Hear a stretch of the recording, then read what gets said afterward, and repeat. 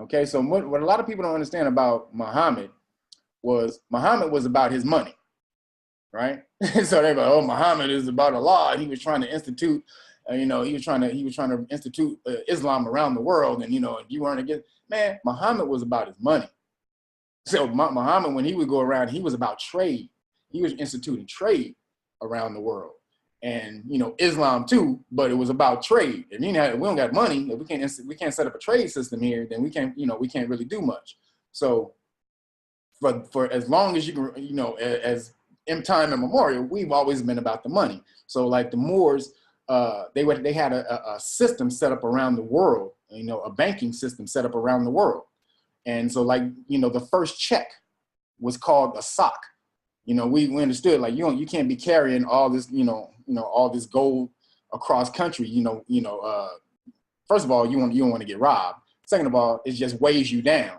So they created something called a sock, which is the equivalent of a check. You would take this because the Moorish Empire was so big, so vast. You could take this from West Africa all the way down to, damn near China and trade it in, and then get your money back, because that's how, again, that's how vast the empire was. So that trading system had been going on for so long. And then, so that's really what the Crusades was about.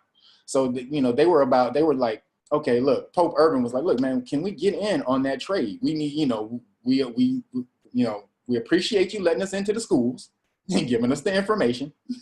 we appreciate that, but can we get in on that trade? And the Moors was like, nah, nah, homie. So because again, if information without resource is nothing. So yeah, we're giving you all this information. That's great, but if you can't do it, you can't do anything with it. So Pope Urban, he called a meeting, and he was like, "Look, man, we need to go rescue Jerusalem back from the infidel," which he was calling us the infidel at the time. We need to go snatch Jerusalem back from the infidel. The reason he was snatching Jerusalem is because the banking system was under Jerusalem. If you do your research on Jerusalem, there are underground tunnels that run throughout Jerusalem. And so this is where the banking system was. This was so long ago these tunnels were built. They found this actually recently when they said they found they did a documentary on the History Channel of the Knights Templars. And they were like, oh, we're going to find the treasure of the Knights Templars. And they found this underground system, and they found no treasure. That's because the Knights Templars had took all the treasure out once they took over Jerusalem. They understood that that's where all the money was. So once they took over Jerusalem, they took the money. Then the Knights Templar became the most powerful faction in the world. They're attributed with creating the first banking system. They are. However, if you do your real history, everyone knows that the Ottoman and the Moorish Empire created the first banking system.